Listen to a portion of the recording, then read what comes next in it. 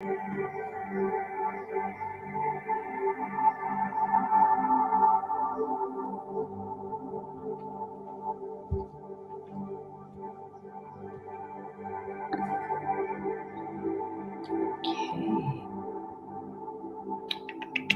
live. Oh, man. We're live. Dang. Oh, we are live. All right. Okay, guys. That's a knock, knock, knock.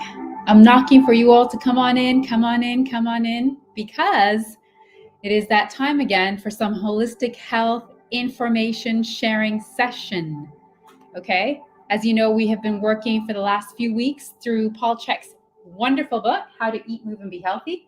I'm sharing it because it is in my personal library, and some of you don't have this book. And so what I want to be doing is sharing our resources with one another because A, we need tribe and community, and B, we need to help each other through this process. Healing is a process. It doesn't happen overnight, but you can heal. And I'm just here to remind you of the codes that you have been maybe made to forgotten, maybe indoctrinated to forget. But you, I can assure you, are empowered to heal yourself. You have more of a say in your own well-being and health than you may recognize. And part of that is just going back to old-fashioned books for information, right? Instead of getting clickbaits and following, influencers who seemingly know one or two things about health, but are maybe not truly educated in that field. That's not a solid foundation from which you should be looking to procure your information, because remember, information broken down is to inform, to bring back together, right? So make sure that whatever you're putting together, has something to stand on, has merit, has grounds. And what I found is that, it's best to really just go back to schools in order to get that info, to books rather, not schools. Schools are neither here nor there. It's best to go back to books instead of other questionable resources, because oftentimes the knowledge and the power lies in those books. So we have made it almost all the way through this book. If you have been following along, whether it be on Instagram, on YouTube, or on TikTok, for the time that I was not allowed to be on Instagram, then you know that we are at chapter 14. We're on page 222, and we are working through your digestive system. Are you pooping well? Are you eliminating? Are you utilizing the nutrients that are coming into your body? And then are you removing the waste?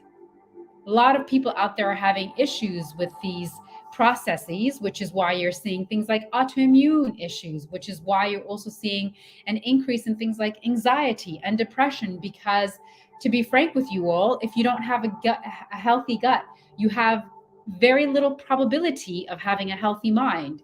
The two are interconnected, so above, so below, right? So if you want to have a healthy body, you need to have a healthy mind, and vice versa. In order to have a healthy mind, you need to have a healthy body. Some people may say, well, which came first? We'll call it a catch-22. We don't know if the egg came first or the chicken, but we do know that you need to have overall health if you're expecting to live a life that is not just surviving, but thriving, where you can utilize your faculties and your body and your capabilities and your mind to your highest potential and frequency. And what a gift that is, right? So having said that, where we are today, we left off last week right at effects of poor digestion. So getting more into what I just touched upon, some of these symptoms might ring true to you as we get further into this chapter. And then you'll have an idea that maybe what you're needing to do is a full reset of your gut, as opposed to just dealing with the symptoms that you may have been experiencing. Think of treating yourself as an entire person and not just targeting one particular symptom that you have, because oftentimes that symptom is really linked to a greater cause. And so you always want to treat the whole body, the whole person. As a holistic practitioner with the Chek Institute, I myself am trained to do just that. We don't treat the disease or the symptom. We treat the person that has the disease. And you could say that Dr. Sebi did the same thing, except he worded it differently. He, ladies and gentlemen, did not treat AIDS. He cured it. Mic drop. And he won against the state of New York after proving them. Neither here nor there. All right. So the effects of poor digestion. Well, leaky gut syndrome. How many of you are familiar with this term? Leaky gut syndrome, also known as a food intolerance, as well as forms of stress, can affect digestion by causing what's referred to as a leaky gut syndrome. The leaky gut results in separation of the tight junctions between the cells of the gut wall. And in the leaky gut, undigested or partially digested food particles may cross the gut wall, activating the immune system. This is why your digestion begins in your mouth. Some people would argue that it begins in the nostrils because when you smell food, it oftentimes entices, salivation, etc. Maybe thoughts and feelings and emotions. But the moment the food enters your mouth, if you are not chewing correctly, if you are not liquefying your food, you're already on the path to having digestive problems. You want to, as I believe it was Confucius that said this, you want to chew your water and drink your food, for lack of a better term. Make sense? So the particles that that inevitably will get caught in the gut because they have not been digested properly, become antigens in the body and invoke a specific immune response when coming into contact with specific cells, such as the ubiquitous mast cells, which line the digestive and eliminative systems. These cells have as many as 100,000 IgE antibodies attached. And when the antibody contacts the antigen, the undigested food particle, also known as, it grabs a hold. And when antibodies retain multiple antiagents, cross-linking occurs, creating an immune complex. So what we're seeing across the board is people having more and more autoimmune issues. If I might be frank with you all, the truth is autoimmune issues didn't even really exist if we go back as recently as like 150 years ago. I imagine maybe 175 tops, for sure 200 years ago. You really wouldn't have seen immune issues the way that we're seeing now, which is a form of the body attacking itself. But it's attacking itself because something else is going on, i.e. you're not digesting properly. Cross-linking of the antigen on the antibodies triggers degranulation of the mast cell, releasing cell mediators such as histamine. Are you paying attention? Because we are officially in spring of 2023. And if you have allergies due to pollen or cat, know that it is not entirely an exterior trigger that's causing your symptomology, if you will, your response. It could also just be that you are releasing histamine in the body because you're not digesting properly. Again, the body attacking itself, right? So there's a great video by Dr. Bobby Price, if you've not seen it, on YouTube.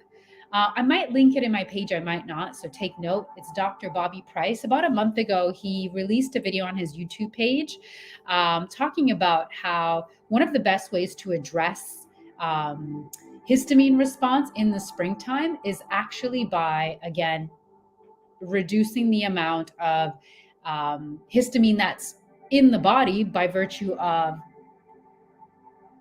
consuming a cleaner diet. What I mean to say really and truly is getting grain-free. Getting grain-free, avoiding things that typically cause allergic responses, i.e. soy, i.e. wheat, i.e. corn.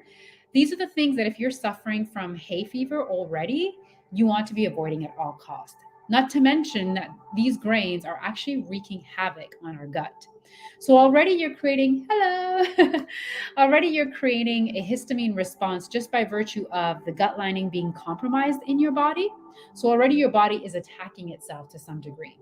Add to that the fact that you're now outside and maybe you're being exposed to pollen, or maybe you're visiting someone's home and they have a cat, and then your symptoms will be amplified. So that is to say, I can give you 2 tips today, right, for allergies and hay fever.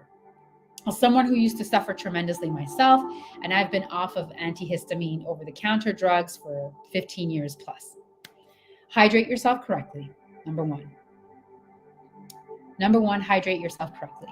Know how much to drink. If you're unsure, reach out to a holistic practitioner or a Czech practitioner, and we'll tell you exactly how much water, quality water, you should be consuming in order to reduce the possible side effects of having a histamine response or hay fever.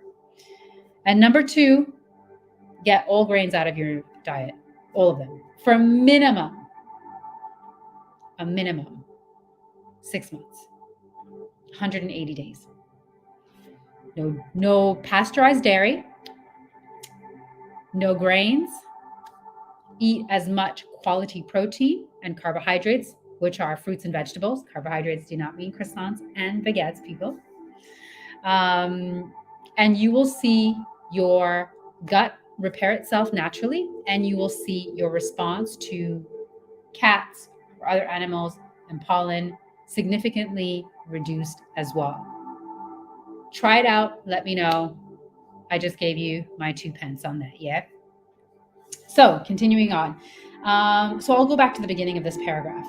Cross-linking of the antigen on the antibodies triggers degranulation of the mast cell, releasing cell mediators such as histamine, which provokes an inflammatory response, which is what a histamine response is, or an allergic response. It's an inflammatory response. This inflammatory response increases permeability of local tissues in an attempt to wash the invader away and to bring more immune cells to the area. Antibodies cross-link so as to increase the combined size of the particles, making it harder to pass through the gut wall, and so mast cells and phagocytes can recognize them, producing an adequate immune response. Now, because the phagocytes, also known as big eaters, do not recognize particles under a specific size, the formation of immune complexes increases particle size, so phagocytes can find and eat them, as shown in the figure above, which I will show you in just a second. This is what antigen overload looks like. See this diagram? See the particles getting through, creating havoc? Can you guys see that in focus? Yeah, good. And over here now for the YouTubers. See that?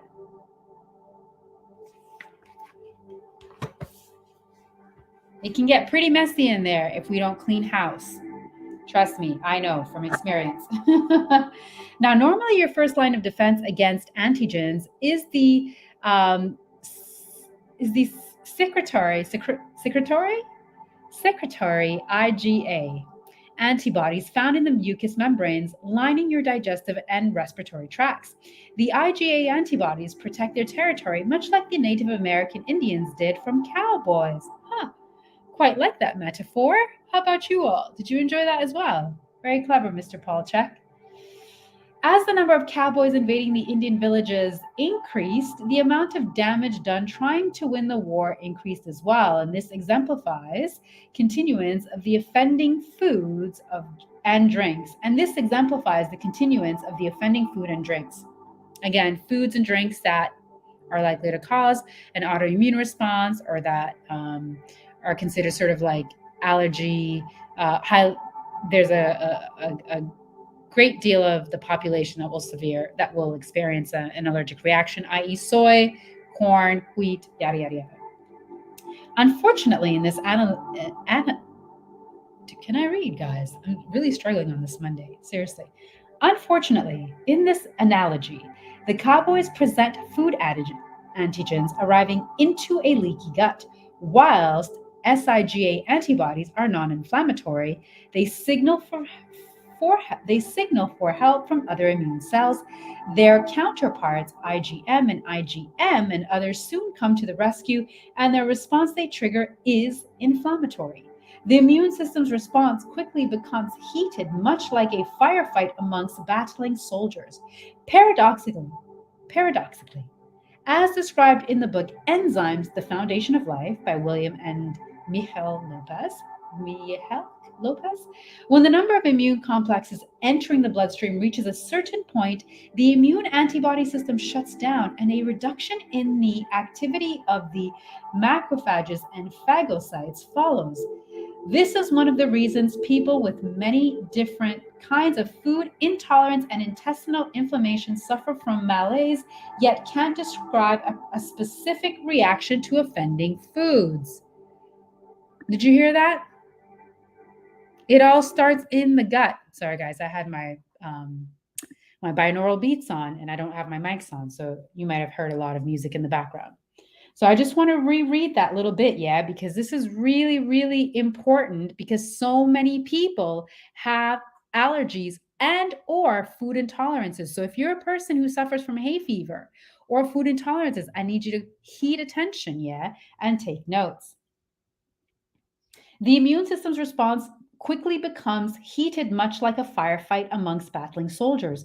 Paradoxically, as described in the book Enzymes, The Foundation of Life by Williams and Malcolm Lopez, when the number of immune complexes entering the bloodstream reaches a certain point, the immune antibody system shuts down and a reduction in the activity of the macrophages and phagocytes follows.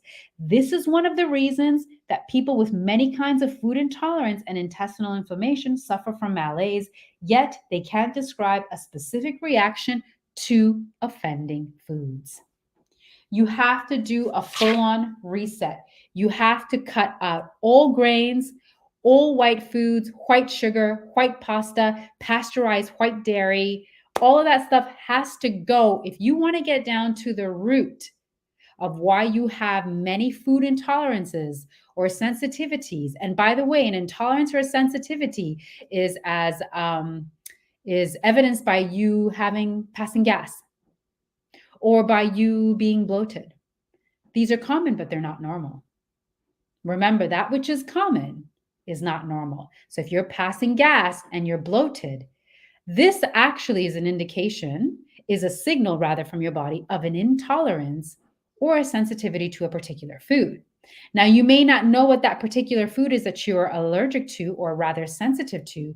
So it's important that to repair the gut, you just cut off all, again, white sugar, white rice, pasta, any pasteurized dairy has to go.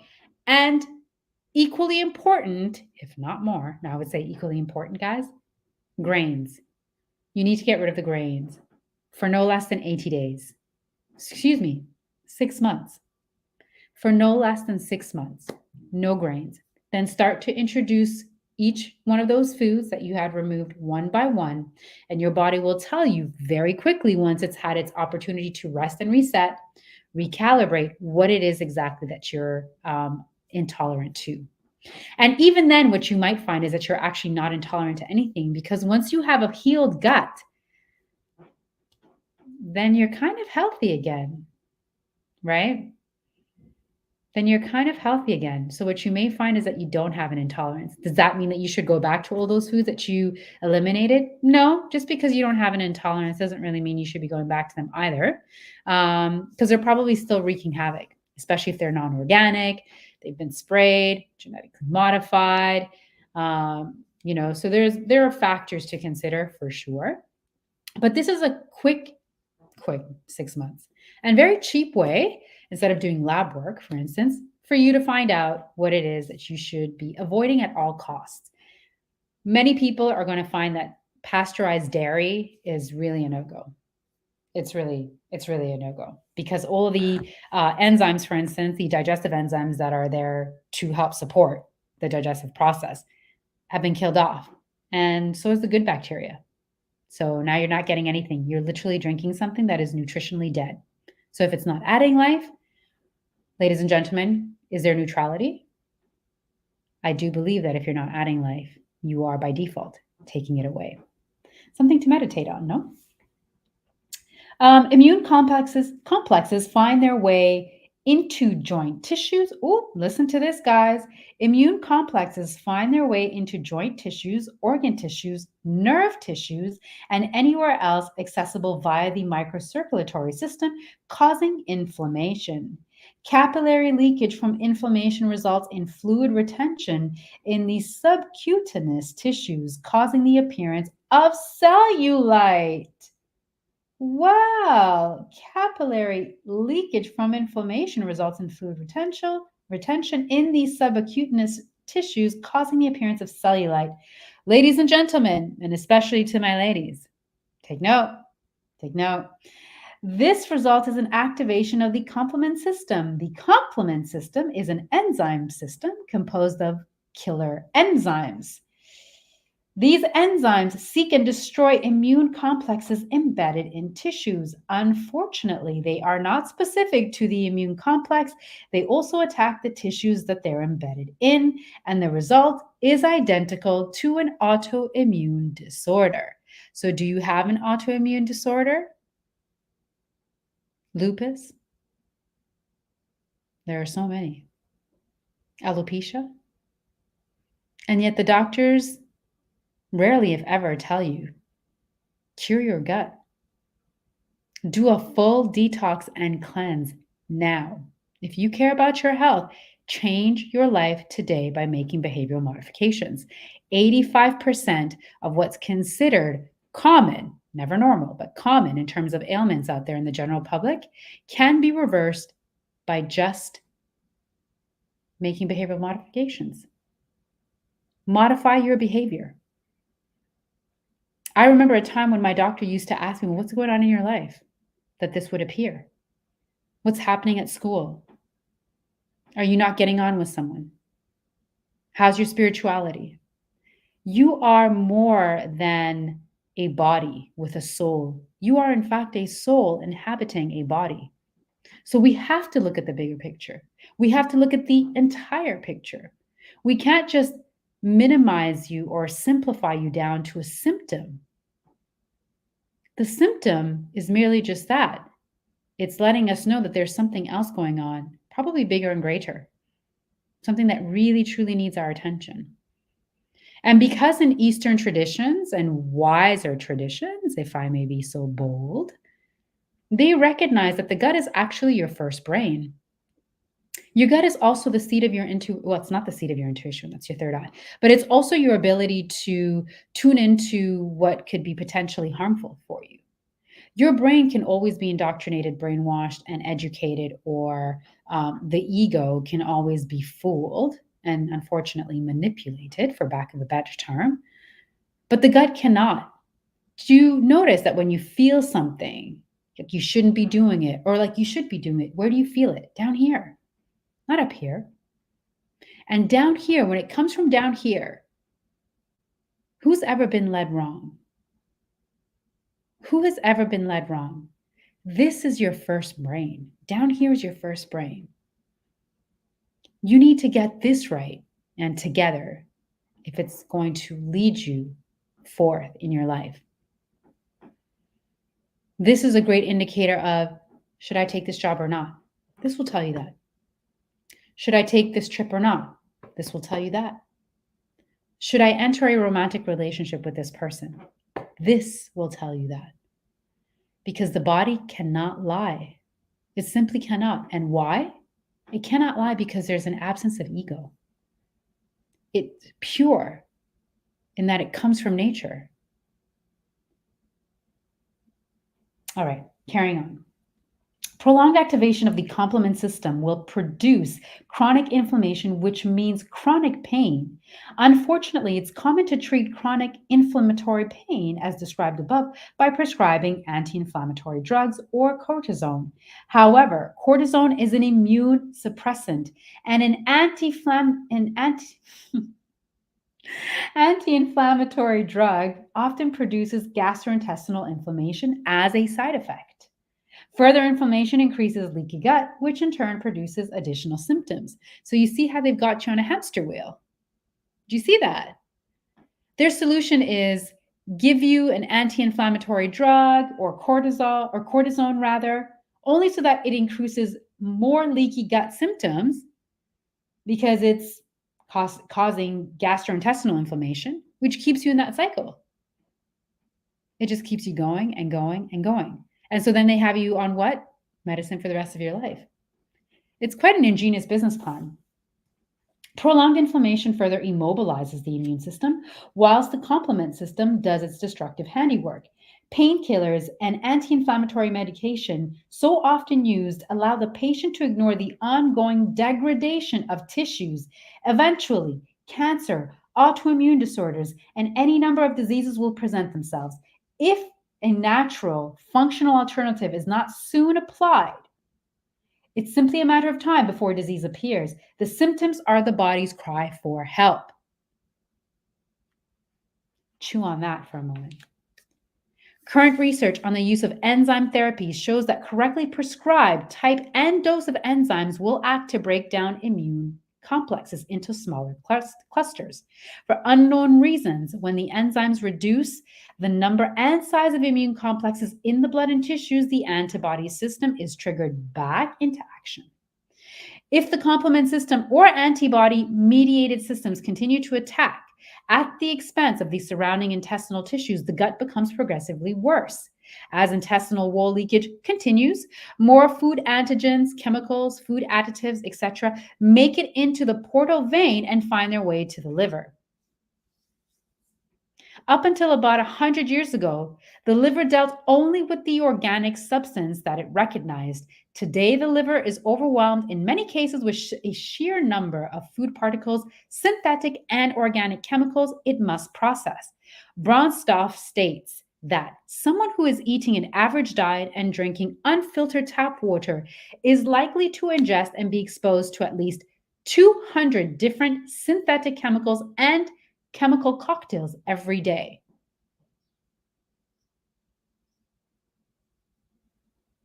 Chew on that. Man.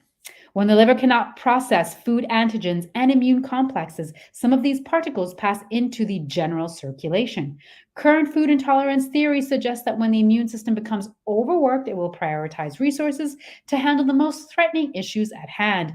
In the meantime, antigens and immune complexes pass into areas of microcirculation, particularly around joint issues where they settle. Later, often at night, when the immune system becomes more active, because all of your healing happens at night, it's your anabolic time. If the number of, Later, often at night, when the immune system becomes more active, antibodies will attack the antigens in the joint tissues. If the number of immune complexes in the blood and tissues rises past the point at which the antibody system gives up, the complement system of killer enzymes may be activated. If the body has become hypersensitized or there are diminished levels of SIGA, a nonspecific attack led by IgE and IgG and IgM antibodies may take place at some point in the continuum of antibodies / complement system activation. This leaves joint tissues inflamed and painful. In my experience, many patients seeking assistance from orthopedic doctors, therapists, or chiropractors for unresolved chronic musculoskeletal pain are likely expressing the symptoms of food intolerance or chemical sensitivity concomitant with gastrointestinal disorders. Food intolerance and your stubborn paunch belly. Dun, dun, dun. Who's getting ready for the summertime? Because outside is calling. Outside is calling. As you can see, when pain impulses come from the small intestine, bowel, or any organ of digestion, there may be some level of inhibition, weakness, and possibly pain in the corresponding region of the abdominal wall. It is important to remember that food allergies and intolerance commonly cause inflammation in the gut. The greater the level of inflammation in your digestive system, the greater the likelihood that your abdominal muscles will not respond to exercise. Visit any gym and you'll find scores of people who have trained regularly to shape their bodies only to have distended and often comparatively unattractive torsos. The exerciser or non-exerciser who has not addressed food intolerance is likely to exhibit the dreaded paunch belly and commonly suffer from a host of gastrointestinal or digestive disorders. This is why so many people consume a small fortune in expensive vitamins, sports supplements, and organic foods, yet continue to struggle with their health. Just because you put it in your mouth, it doesn't mean it actually makes sense as far as to benefit your body. Masking messages from your body and the bowel bandits with anti inflammatory and pain medication is also a great concern. When you use any form of drug that repeatedly elevates cortisol levels, you suppress the immune system with a resultant decrease in the immunoglobulin secretory, IgA, which is the first line of immune defense throughout all of the mucus lined passages of your body. This includes everything from mouth and nose to anus. Suppressing your frontline immune defenses leaves the door wide open for opportunistic organisms to embed themselves in the crypts or folds of your intestinal tract. Here, unfriendly bacteria and parasites have a feast on the food your inflamed gut is unable to digest. You soon begin to accumulate an increasing number of food allergies and intolerance symptoms listed in this chapter. And in the wrong hands, you will also acquire a laundry list of drugs to take every day. I actually had a client taking 16 different prescription drugs at once, and not one single doctor or therapist had ever addressed the basics of health and digestion with her. Hi, Meaty. Welcome, welcome. So, as you can see, there is a bridge, there's a gap here, right? And this is the gap that health professionals, allies to people that are doctors and what have you in the medical industrial complex, this is why we're here. We are allies in that we are that missing piece because doctors are going, love you too. Doctors are going straight for prescribing medication as opposed to getting down to the heart of what's really going on with you, which is always going to be in the body because your body is your first sign of whether or not you're healthy. Are you sleeping? Are you defecating? Are you breathing correctly? Are you able to sleep and access sleep? Are you able to conceive? All of these things, which are so natural, need to be autonomic. And if they're not autonomic, right? If you're not passing bowel movements daily, if you're not able to access sleep with ease, then these are signs of a lack of health. And it is my job to help you on your journey back to health to get down to the heart of that. And the heart of that typically tends to be when it comes to your food and your nutrition, because as Hippocrates, the first recognized doctor in Western medicine, food is thy medicine. Food is always your first toss. That is where you draw your attention to first before you go to the doctor and ask for X, Y, and Z to suppress a symptom. You want to first always look into what can I be removing? What should I be adding? What will fuel my body? What will heal me? Versus what is it that could possibly make me sick? Does that make sense, guys? So, taking action against food allergy and intolerance, blood tests. There are a number of companies that conduct blood testing to determine food allergy and food intolerance. The Czech Institute has had the most reliable clinical results from BioHealth Diagnostics of San Diego, whilst a large number of medical doctors and chiropractors perform food allergy and intolerance testing. You can go directly to an independent testing lab, such as Great Smokies. Consulting a healthcare professional does have its benefits, though as there is a fair amount of patient education and additional dietary management involved. Excuse me, let me reread that. Consulting a healthcare professional does have its benefits, though as there is a fair amount of patient education and additional dietary management involved. Elimination and rotation diets. The least expensive way to begin clearing yourself of food allergies and intolerance is by going on either an elimination diet, which is what I've gone over with you all. I'm glad it makes sense.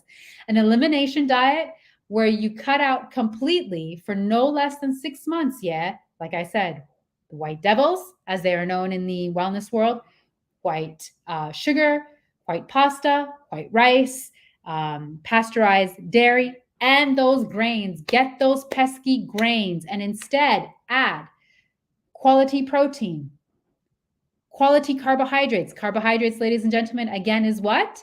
Carbohydrates is strictly fruits and vegetables. It is not a pass for you to go to donuts, to the donut shop. I wish it were. And quality fats. This is how you can, the cheapest, most effective way to find out if you have a food intolerance is to simply take all of that stuff out for 6 months, including, again, especially soy, corn, but all grains really and truly, and then reintroduce them back in after 180 days, one each at a time. By then, you probably won't want to because your body is going to look amazing. Your skin is going to be shining and is going to be seamlessly smooth and without blemish. You'll have taken 10, if not 15 years off of your life. No cap, as the kiddos would say. But you probably wouldn't want to even introduce those things back into your nutrition. But by doing so one by one, at least you'll know definitively this is a yes, this is a no. Make sense? All right. So, and the other way to do it is also the rotation diet. So, I spoke to you guys about the elimination diet, and within a rotation diet requires you to not eat foods from the same genetic family more than once every 4 days. So, for example, if you eat lamb on Monday, you would not eat it again until Friday. And the book goes more into detail about how foods are classified. So if you're not sure what else would be in the lamb family, the book goes into that. I won't get into it on this live, but you get the gist. So checkpoints on digestion. Now that you have a good understanding of how the bowel bandits make their way into your life and how easily digestion can be disrupted, here are a few tips on how to avoid them and how to improve your digestion. Point number 1, never watch the news whilst you eat. Dun, dun, dun. Unless you're sure it's going to be funny or make you feel good. Avoid watching sporting events whilst you eat, especially if you have an emotional attachment to the outcome. The excitement of watching your favorite team will likely cause that fight or flight response, which shuts down digestion, especially if they lose. Same thing if you're watching the news. This puts you in fight or flight. It's the end of the world. Everything is so horrible. You can't rest and digest if you're in fight or flight. You're always in one or the other. And so you need to decide, are you eating and digesting, or are you running from an elephant at the moment? Once you've made that decision, then you'll act accordingly, I'm assuming. I would expect, since we're all adults, no? Number 2, don't read technical or stressful material whilst you eat. Reading the newspaper is just like watching the news and will yield the same effect.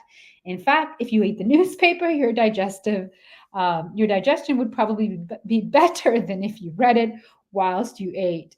If you wish to read something that makes you happy, something inspirational, or something spiritual, something uplifting. That's all that you should be consuming whilst you're eating. If you have poor eyesight, wear glasses or contacts. It's not a good idea to read at all whilst you eat, because the eyes require a lot of energy to run and can drain your energy needed for digestion. That's a new one. I didn't know that. So again, if you wear contacts or glasses, guys, you should not be reading and consuming, because it takes too much energy for your eyes to operate, and that's taking energies away from your digestive system. Makes sense to me.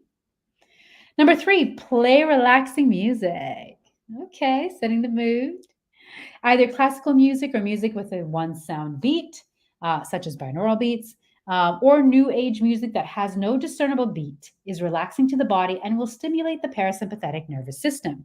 If you were on this live, the first, 20 minutes or so of this live, you may have heard probably the binaural beats that I had in the background. Highly recommend. I love binaural beats. I try to have them on as much as I can throughout the house, as often as I can. Research from Johns Hopkins University has revealed that rock music causes people to eat faster and to consume larger portions, whilst classical music, especially slow string music, causes the opposite effect. And number 4, drink 2 glasses of clean chlorine-free water 15 minutes before each meal. Remember, don't drink and eat at the same time. Always avoid drinking alcohol before meals. That goes against the whole business model of all restaurants ever made, created, opened. No? Well, what do you do? Our bodies are not connected to capitalism, just our egos are. So always avoid drinking alcohol before meals. When alcohol of any form enters your digestive system in the absence of proteins and fat, it irritates the gut and can lead to leaky gut syndrome, setting you up for food intolerance and a host of other problems. Also, avoid drinking coffee or other stimulants before eating. These drinks cause the activation of your sympathetic nervous system, which in turn shuts down your digestion. It isn't that, as if that isn't bad enough, a release of insulin from the pancreas and the liberation of blood sugar from the liver results. Therefore, anything you eat is likely to be shuttled into fat cells, which means you'll probably end up wearing it. Number 5, limit the use of dehydrated foods and rehydrate nuts, seeds, and dried foods such as fruit, grains, and legumes by soaking them for 12 to 24 hours before enjoying. It's also a good idea to flash boil dried fruits once rehydrated to minimize your chances of parasite infestation. Last year I was actually consuming quite a bit of dehydrated fruit. Guess I won't be going back to Costco then to stock up on the organic dried mangoes, unless I actually go through the step of rehydrating them. Always a good idea to flash boil dried fruits once rehydrated to minimize your chances of parasite infestation. That's a big one, guys. I'm all on that. Dehydrated foods quite often get stuck to the colon wall where they draw moisture out of the colon. In addition to causing pain, this can lead to problems, particularly in those with diverticulitis, a disease where the colon develops little balloon-like pockets. These pockets often develop from having to force out the bodybuilders, pellet poops, and stinkers and sinkers. My good friend and associate David Webster, author of Achieve Maximum Health, has seen nuts, grains, popcorn, seeds, and just about every form of dried food you can think of come out the tailpipe when administering a high colonic. Interestingly, many of his clients had not eaten some of what he was seeing come out of their colon for as long as 7 years. If you didn't know, fecal matter and food that's not digested can literally sit in the body for decades. And it definitely creates a lot of problems. Number 6, avoid foods to which you're intolerant or allergic to. Number 7, chew your food until liquefied. Number 8, eat smaller meals more often. A number of nutritional experts today suggest that the body can only break down a given amount of protein at one sitting. They feel that eating smaller portions and dining 5 or 6 times a day makes sense for much better digestion and absorption. Personally, I feel there may be variances amongst people as to how much protein they can digest, just as there are tremendous differences in the amount of alcohol one can tolerate. Hypoglycemia is also a growing concern. The onset of hypoglycemia is largely due to the overconsumption of simple carbohydrates in drinks and foods, as well as the consumption of drinks laced with caffeine and similar stimulants. Those with poor blood sugar handling capacity almost always find their concentration and overall level of well-being improved when they eat more frequent, smaller meals. It's important to remember that all small meals should be correctly proportioned for your primal pattern diet type or your metabolic type. And if you don't know what that is, reach out to me. Your IG check practitioner, your YouTube check practitioner. Number 9, never suppress the urge. You want to have the poopy policeman on the job, but you don't ever want to stop a poopy policeman from reaching his destination. According to Dr. Tom Benteen, you can entrain any physiological system in as little as 7 to 21 days. This means that if you suppress the urge to defecate each day for as little as a week to 3 weeks, you can cause a permanent traffic jam in your intestinal tract. This is sure to disrupt digestion, inhibit absorption of nutrients, and increase your chances of toxicity through the bowel.